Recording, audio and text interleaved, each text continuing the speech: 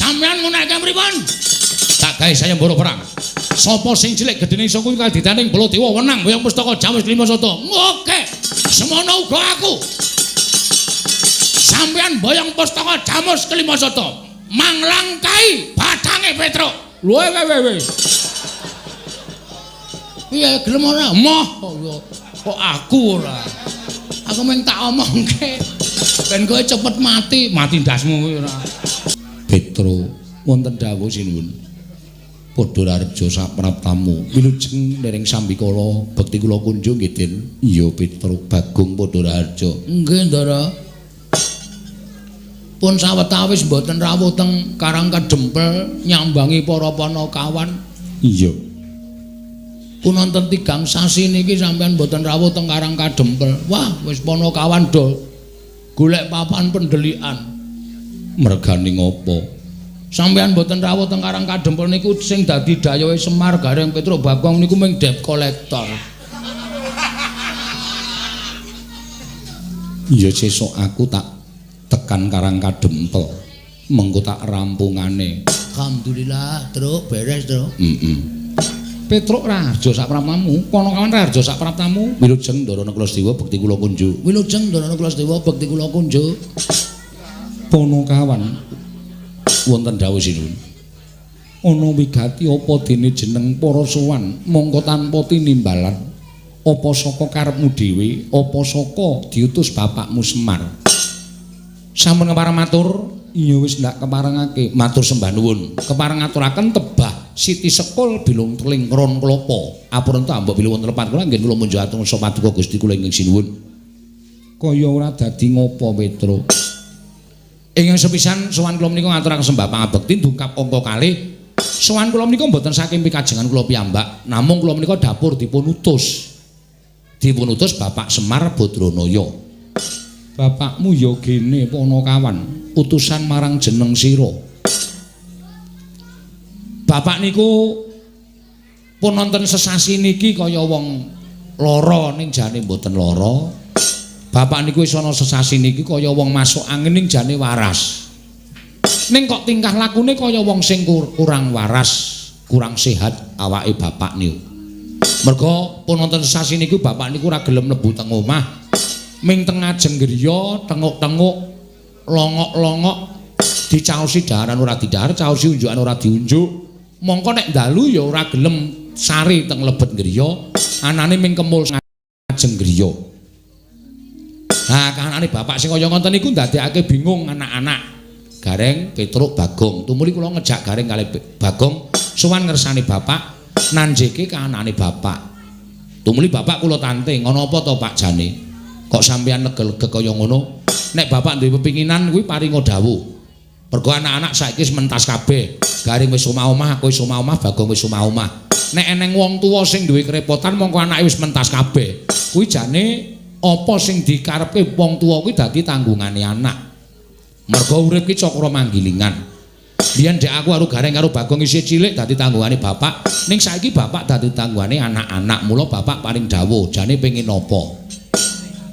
Barang kula matur ngonten niku bapak terus krekel-krekel gelem dehem, kersa nyumet rokok.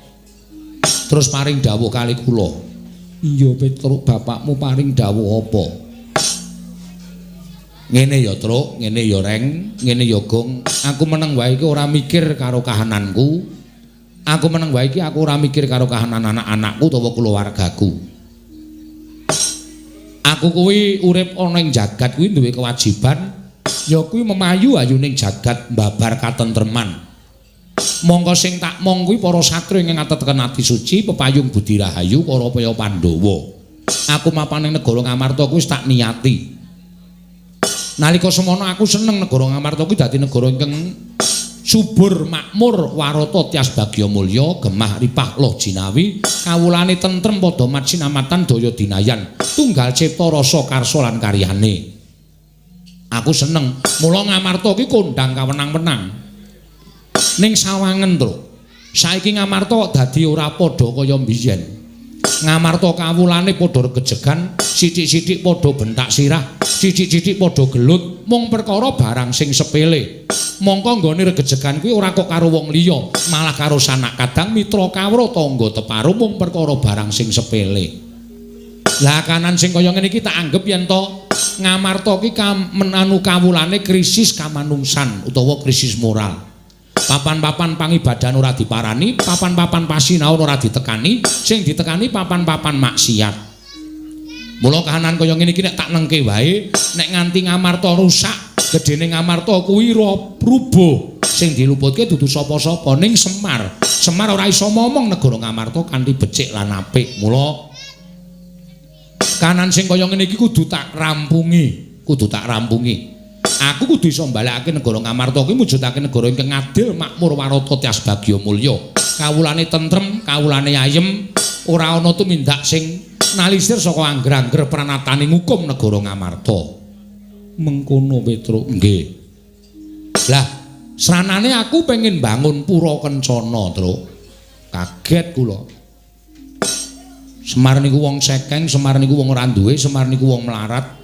Kok arep bangun pura kencana, wis iso diwestani. Pura niku papan, kencana niku barang sing larang utawa kencana niku Mas Jamrut Hergeni menika wujudipun kencana. Apa ya Bapak iso?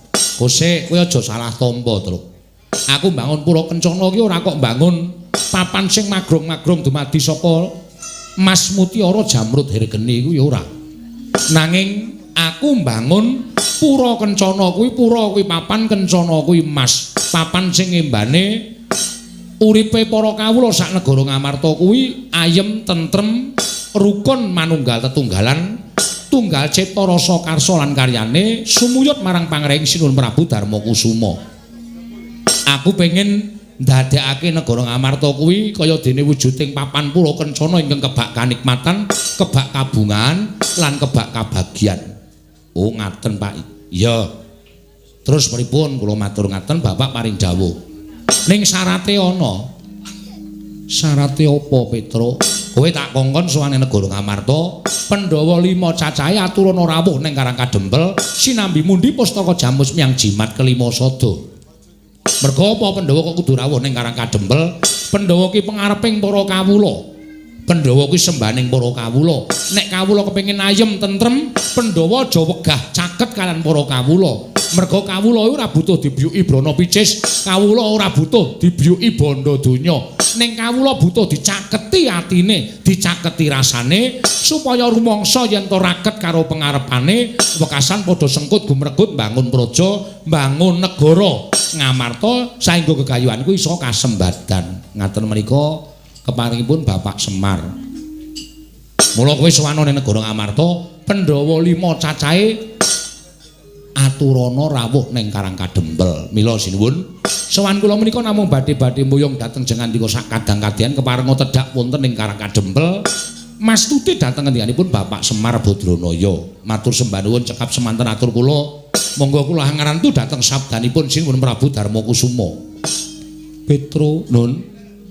Gegayuhane bapakmu kuwi pancen bener, apik lan becik, Nun nggih.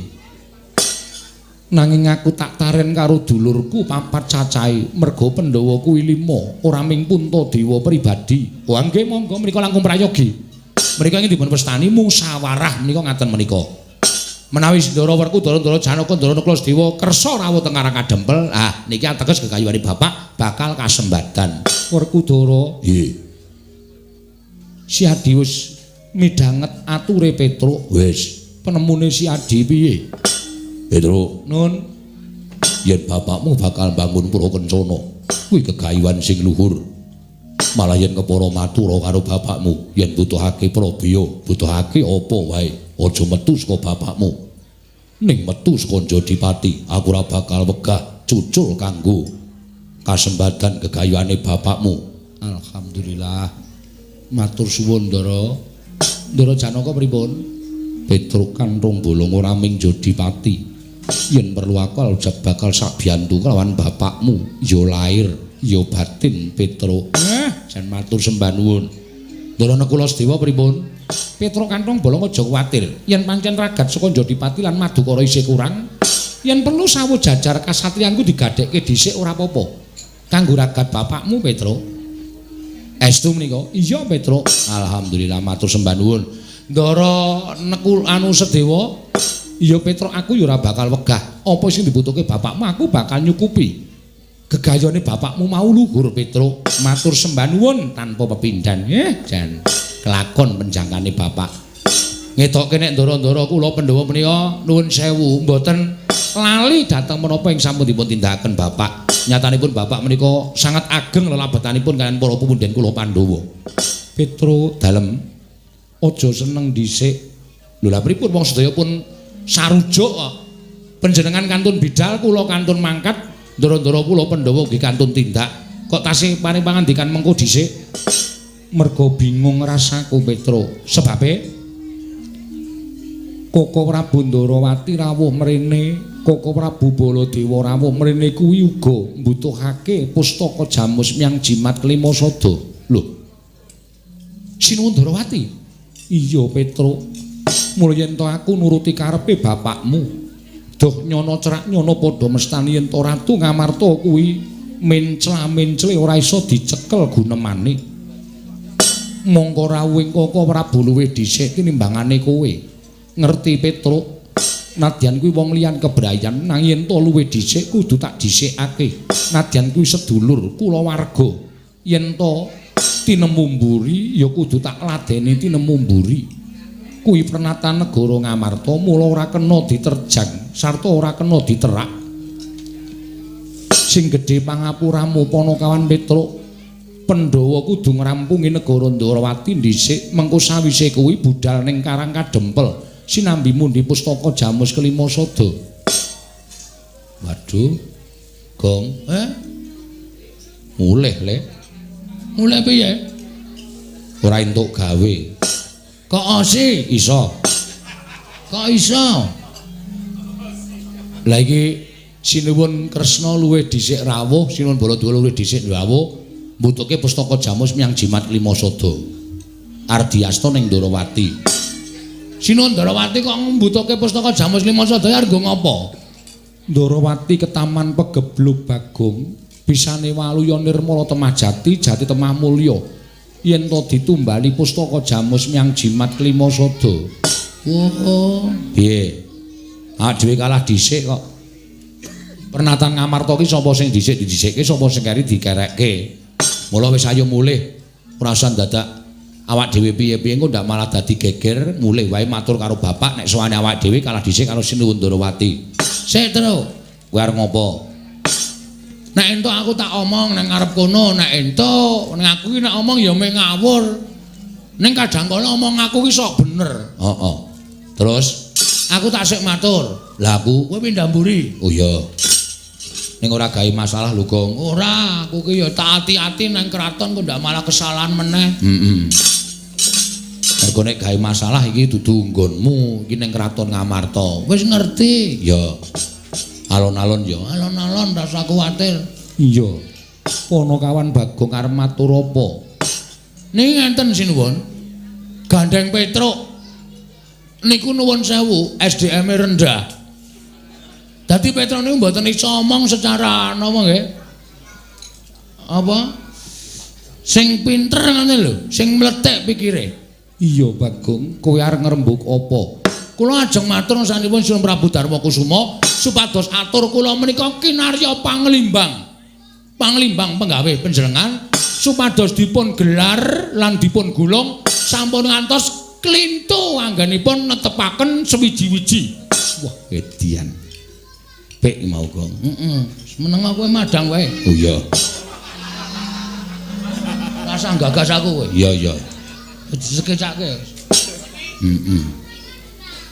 Perkara apa Bagong? Nuwun sewu, Sinuwun Prabu Ndarawati wau paring pangandikan nek negara Ndarawati ketaman pegebluk. Iya pancen mengkono Bagong. Terus bisane waluya nirmala temajati yen to ditumbali pustaka jamus nyang jimat lima sada. Rong perkara niki ajeng kula rembug.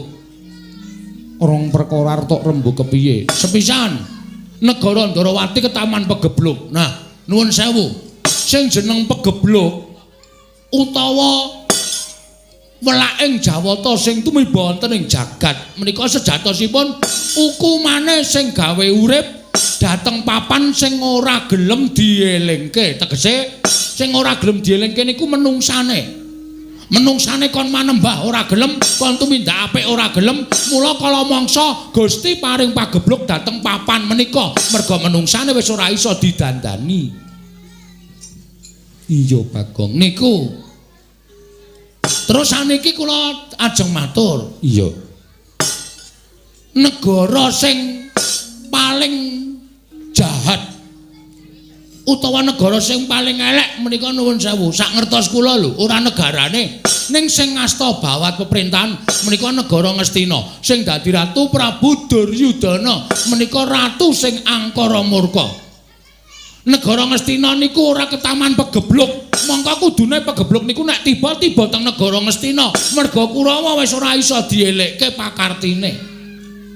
Ning kok tiba teng negara Ndarawati mongko Ndarawati niku sing lenggah Prabu Sri Bathara Kresna. Mongko Sri Bathara menika sing jejuluk wonten jagat menika wonten loro. Siji Prabu Sri Bathara Rama, angka loro Prabu Sri Bathara Kresna. Apa to? Apa to sebabe kok jejuluk Prabu Sri Bathara Kresna? Amarga menika titising Sang Hyang Bathara Wisnu. Sapa to Sang Hyang Bathara Wisnu? Nika dewa sing tukang nentremke jagat. Dadi tentreming jagat menika gumantung karo Bathara Wisnu. Iya Bagong. Heeh. Anu iya. Anu nggih. Iya Bagong. Lah saniki pertanyaannya kuwi apa? Oh iya iki wayang ndeng lali aku. Aku kaya ning balik RK e, Tru. Balik RK ora ana, wis ilang suwe kok. Pedukuhan. Kaya menehi penyuluhan Pok Giat. Ha iya.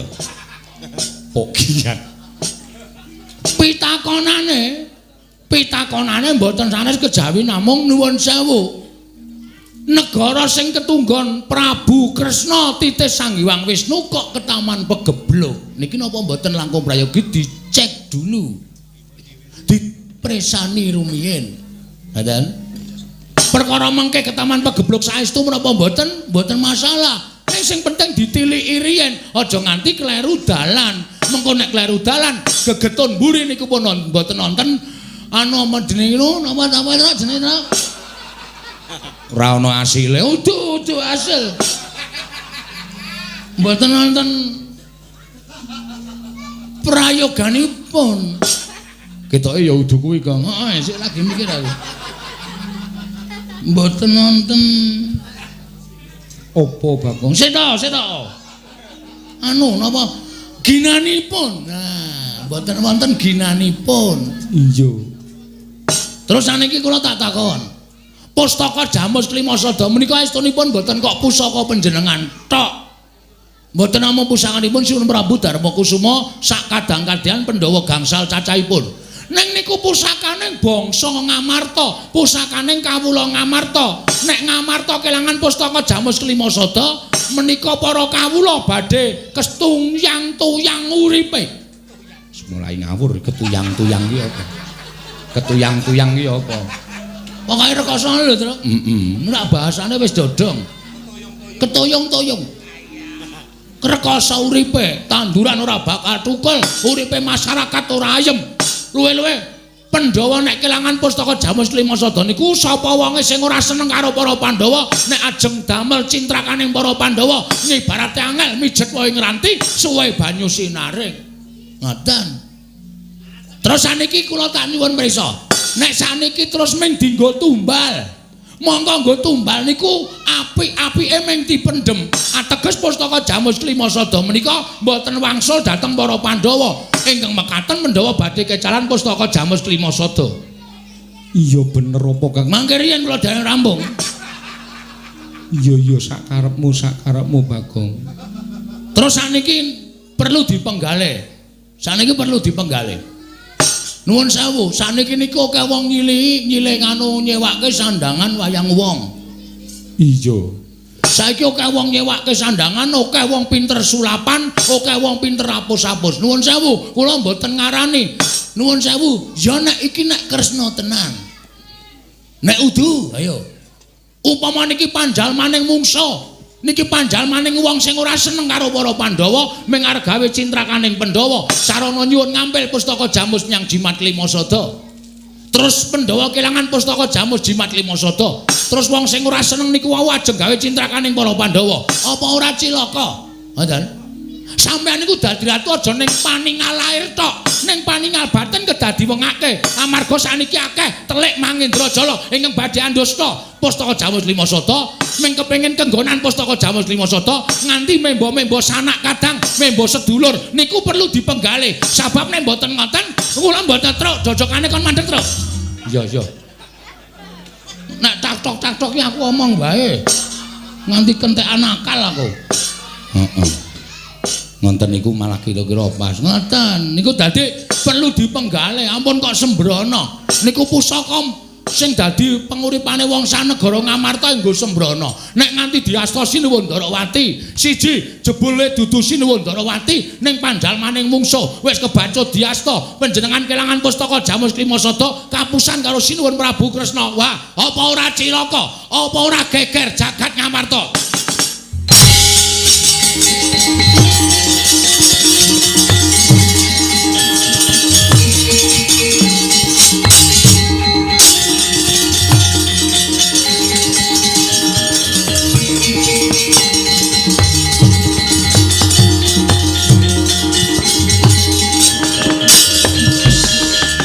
Maning jajalan iblis lan Sukertaning Bawana.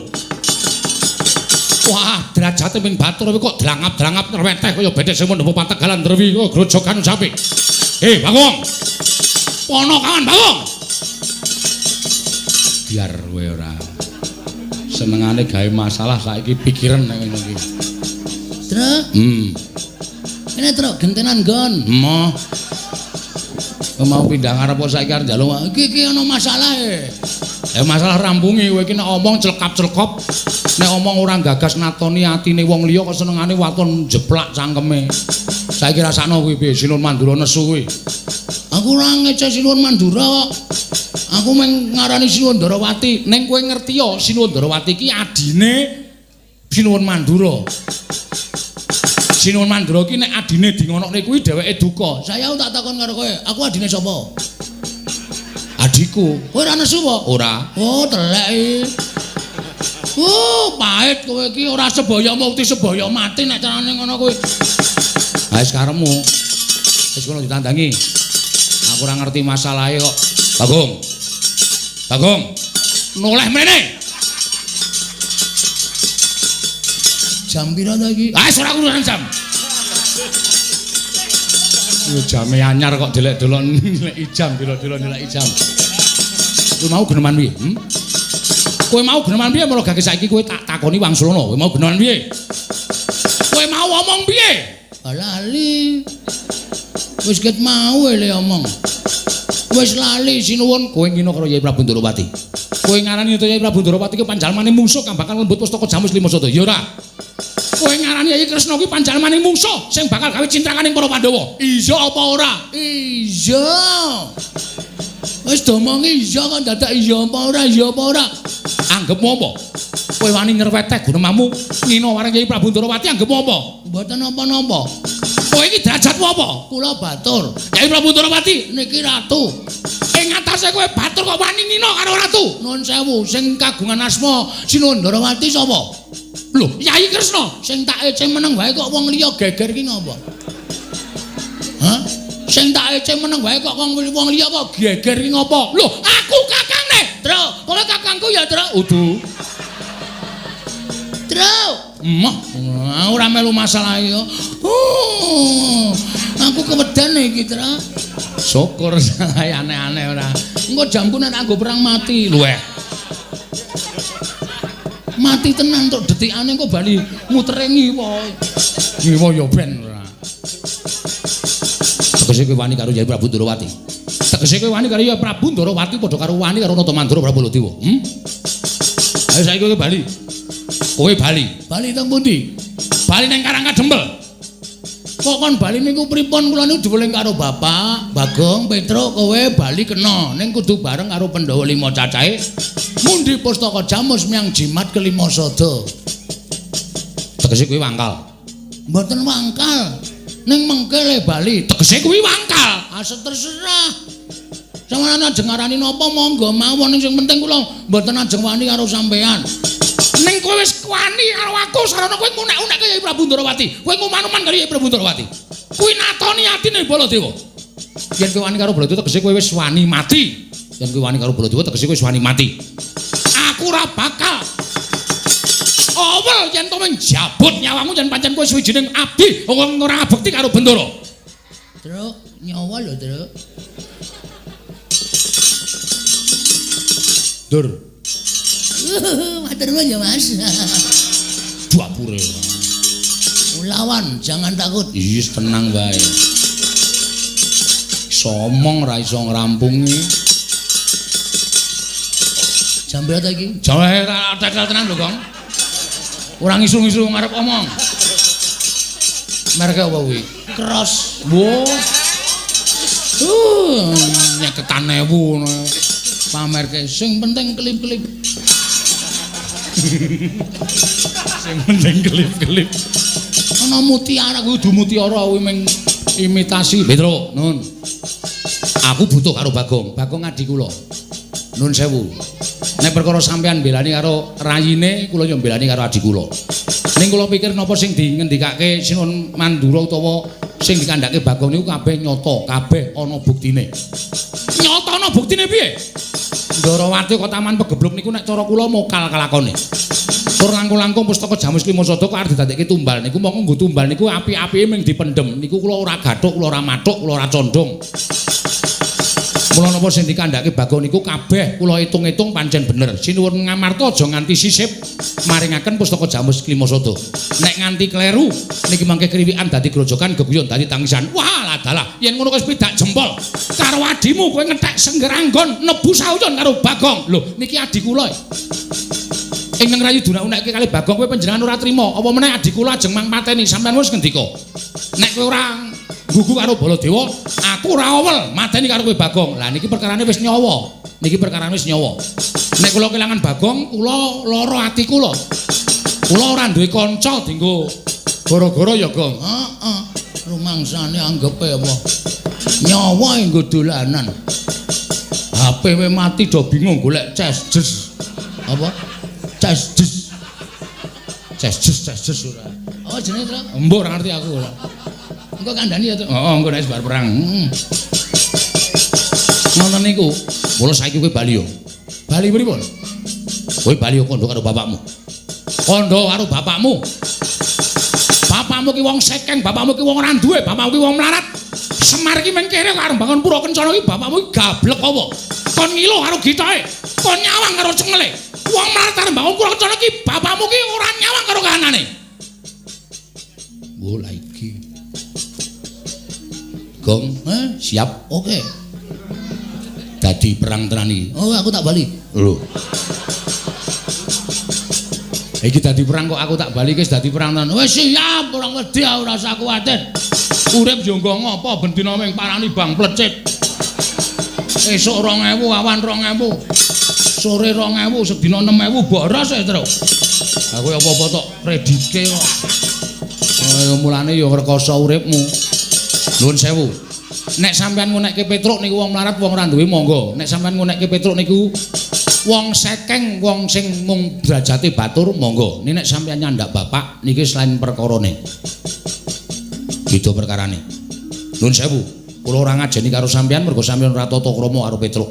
Arepa Petruk nimping kawula cilik sampean kudu tata krama karo kula mergone sampean kalah tuwa karo Petruk. Unggah-ungguh tata krama dienggo.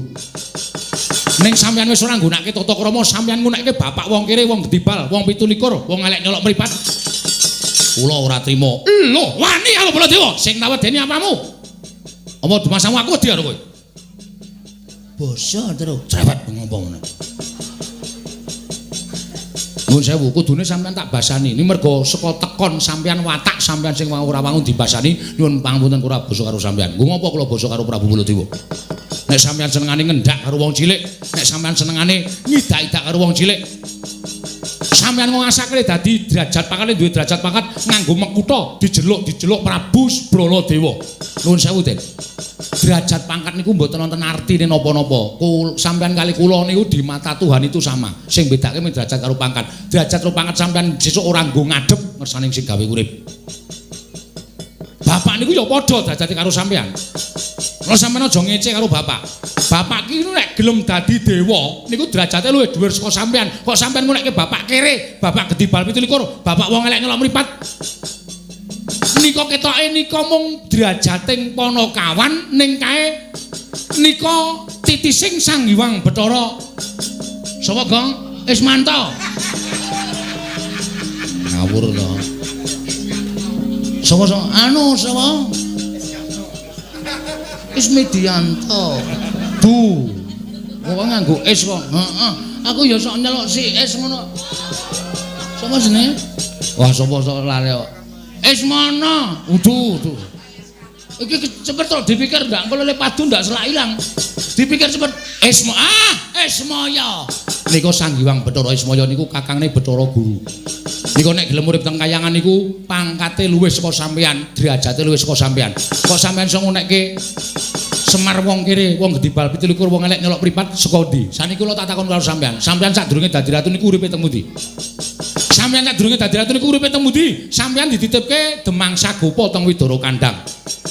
Biyen upama Demang Sagopa niku blaka, Kakrasana enten teng Widara Kandhang, sampeyan pun mati dirajang-rajang karo Kangsa. Bareng sampeyan saniki urip dadi ratu kok karo kawula cilik kok ngidak-idak. Kok semangkean kok. Hah? Terus mulai pucet wong itu.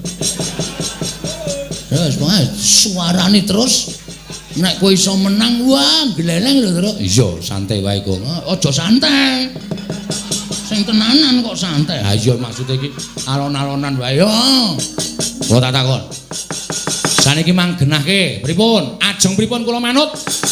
Petruk nek wis kaya ngene, wis ora wedi apa-apa. Kula agal ya wani, alus ya wani, padang ya wani, petengane ya wani. Iblis lanat. Mboten iblis niku tenan. Tak gawe saya mboro. Sapa sing cilik gedene sangkul kadetaning Baladewa menang boyong pustaka jamus miang jimat lima soto. Napa? Sapa sing cilik gedene iso ngukuli kadetaning Baladewa boyong pustaka jamus miang jimat lima soto. Piye, Gong? Saguwe. Rasa suwaten. Sayembara perang ya. Saguwe. Wis to, ora masalah. Engko sing maju kowe. Piye? Wani ora? Aku rada tratapan nek wedi ora. Nek wani kok wani karo sinuwun. Sampeyan nguneke pripun? Tak gawe sayembara perang. Sapa sing cilik gedene iso kuwi kaditaning Baladewa wenang boyong pustaka jamus lima soto. Oke. Semono uga aku. Sampeyan boyong pustaka jamus kelima soto. Manglangkai batange Petruk. Lho we. Piye gelem ora? Moh kok aku ora. Aku mung tak omongke. Ben kowe cepet mati ndasmu kowe ora. Cepet mati. Dudu nang kene papane wong neter kadhe medal Jawi, kula dereke ndara medal Jawi. Yo.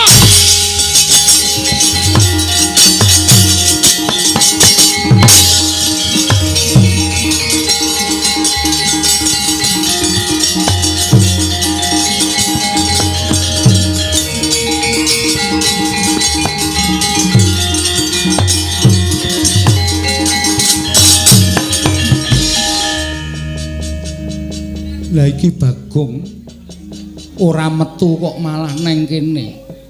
Mbok yo gek metu. Metu kok disusu-susu. Metu ya sak penake.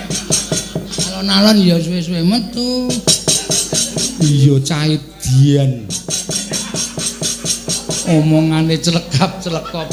Semen. Niki kula men bingung kok sinuwun. Bingung perkara apa? Petra wis entuk mungsuh Prabu Baladewa. Lah terus kula ken ngopo? Nganggur. Monggo kula niku wonge ra iso nganggur. Terus karepmu piye? Kula sisan teng mriki golek mungsuh. Lho.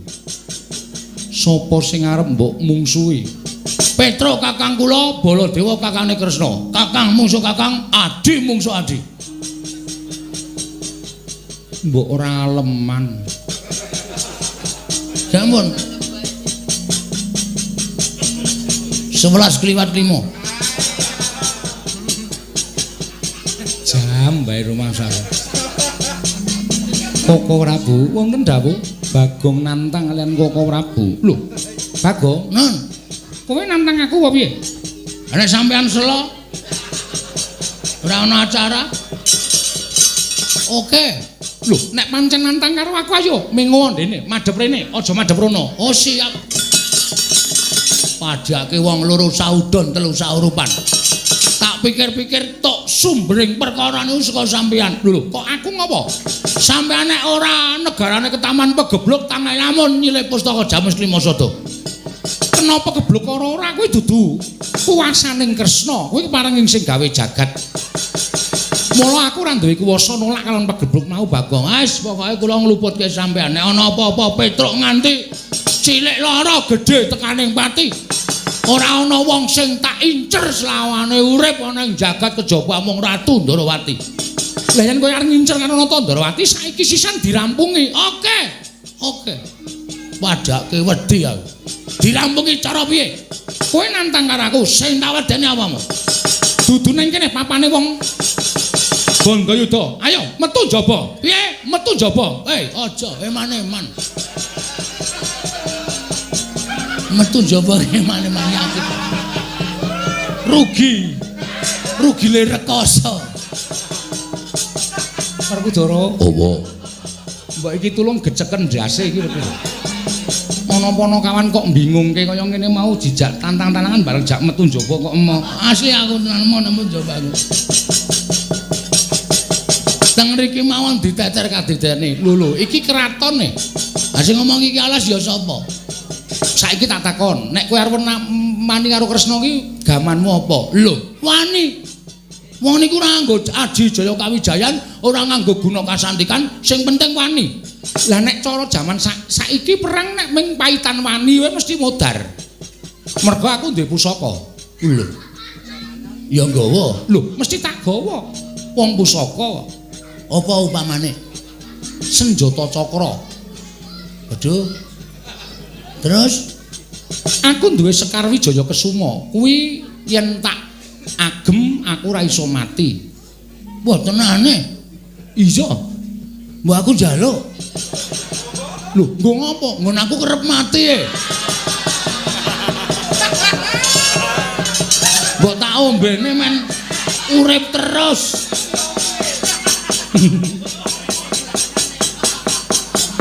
Kowe iki wong edan wong iki pusaka kok padake pil. Kowe berarti sampean sok tuku. Kok paham? Wis ora caturan. Gah karo kowe. Sono metu kono. Nggih, ngapunten men guyon sinuwun. Iya, aku ya ngerti watakmu kok nggih. Pun sinuwun kula tak nyuwun pamit nggih sinuwun. Iya Bagong sing ati-ati. Nune nggih. Kula tak medal jawi tak ngelekke Petro kok wani karo Prabu Baladewa mungkin ndak kualat. Iya Bagong sing ati-ati. Sampun nyuwun pamit. Surtiti ati-ati duga-duga digawa Bagong. Nune nggih, kula tiyang sepuh mboten sadelingke. Sina Ndarawati nyuwun pamit ngapunten men guyon. Iya Bagong sing ati-ati aja kaya bocah cilik. Nune nggih. Pun nggih, Den? Iya, sing ati-ati. Nune nggih. Pun nggih, Janaka? Iya sing ati-ati Bagong. Ndarane kula Dewa kula nyuwun pamit. Iya Bagong sing ati-ati, Bagong sing ati-ati. Kali saya nggih, Ki Lurah ngatos-atos. WA-mu isih sik mbiyen kae to? Tasih. Engko tak chatting. Oh nggih, ngestakaken dawuh. Ngestakaken dawuh. Menawa ana perlu apa ta apa. Kowe ora isih nyinden to? Tasih. Menawa aku kurang sinden barang. Nek kurang sinden tak pateni ning dalan kowe tak kabari. Wong edan. Sampun nyuwun pamit sinuwun. Sing ati-ati aja kaya bocah cilik. Mengke nek kula mboten ngeleke Petro ndak malah ora rampung-rampung kedadeane. Pareng sinuwun. Iya Bagong. Pareng sinuwun. Iya Bagong sing ati-ati. Pun nggih, Den? Yo sing ati-ati. Wong Petro niku nek nesu wis angel-angel kandhanane tenan.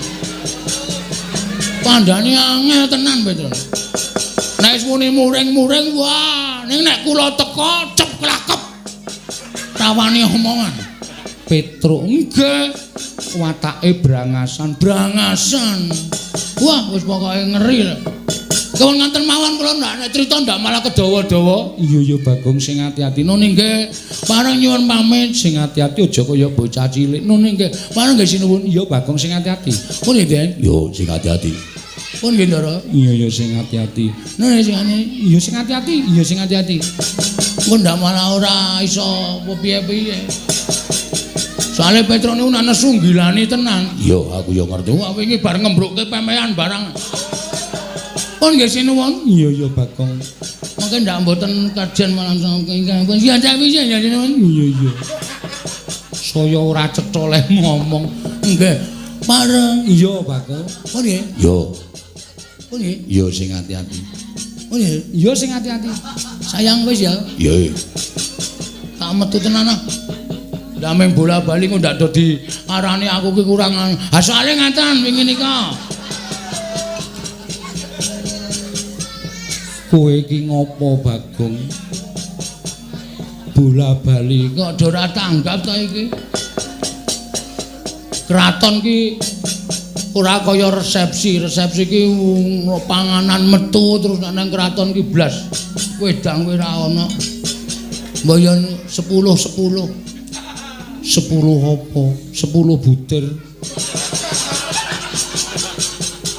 Yayi menika kok ya ngendikane kaya ngoten lho meniku nek cedhak Bagong karepe arep guyon terus. Ampun, mengke ndak dadi ponokawan. Pun ngoten mawon nyuwun pamit. Iya sing ati-ati. Mboten sangang nggih gamelan.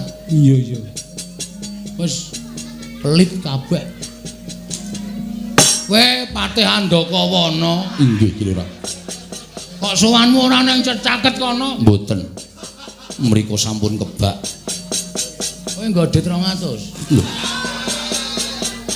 Beto, badhe menawa tak silisike.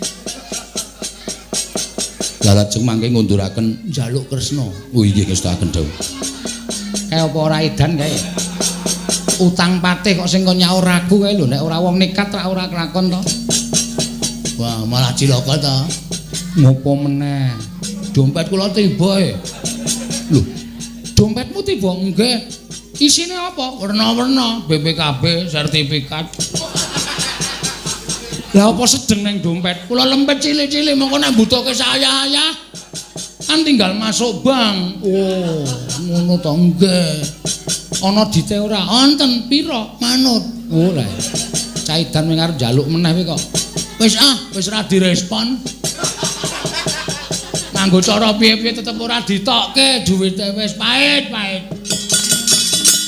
Yayi, kula wonten dawuh kok ora Bu.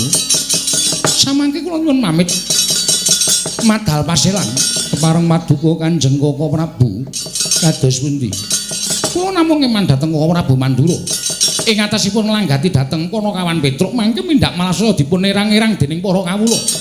Kepareng dinten samangke kula nyuwun pamit Koko Prabu sembah kula ingkang nderekaken Kanjeng Karep Paduka Kanjeng Koko Prabu inggih Yayi.